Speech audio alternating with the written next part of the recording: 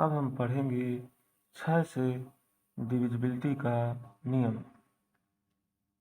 If the given number is divisible by both 2 and 3, then that number is also divisible by 6. यदि दी गई संख्या 2 व 3 दोनों से विभाज्य है तो वह संख्या 6 से भी विभाज्य है। कहने का मतलब कि कोई नंबर 6 से विभाजित होगा कि नहीं, यह इस बात पर निर्भर करेगा कि वह नंबर 2 से विभाज्य होना चाहिए तथा साथ ही साथ वह 3 से भी विभाज्य होना चाहिए। ठीक, अब देखते हैं आगे। देखिए, जैसे मान लीजिए मेरे पास कोई नंबर है, मान लीजिए 322, यही नंबर है। देखते हैं कि यह नंबर 6 से विभाजित होगा कि नहीं। देखिए, 6 से विभाजित होने के लिए उसको 2 से विभाजित होना चाहिए तथा साथ ही साथ 3 से भी विभाजित होना चाहिए। तो हम सबसे पहले देखते हैं कि यह 2 से विभाजित होगा या नहीं।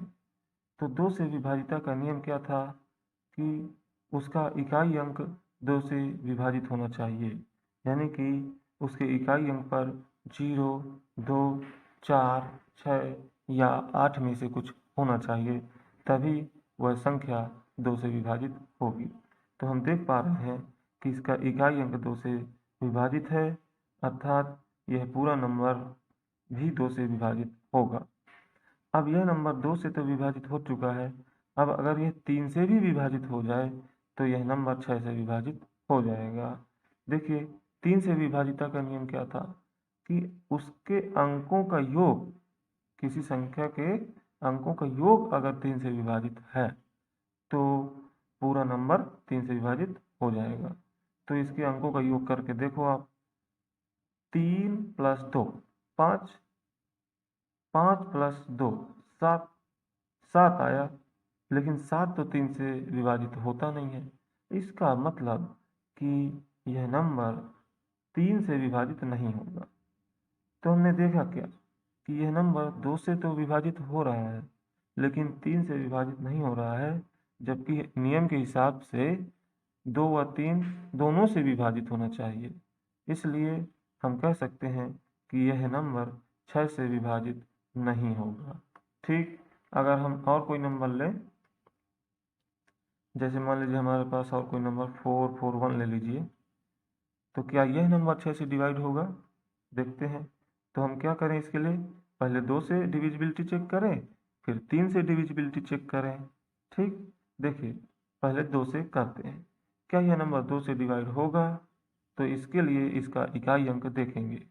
इकाई अंक अगर 0, 2, 4, 6 या 8 में से कुछ होगा तो यह 2 से डिवाइड होगा, अन्यथा नहीं होगा।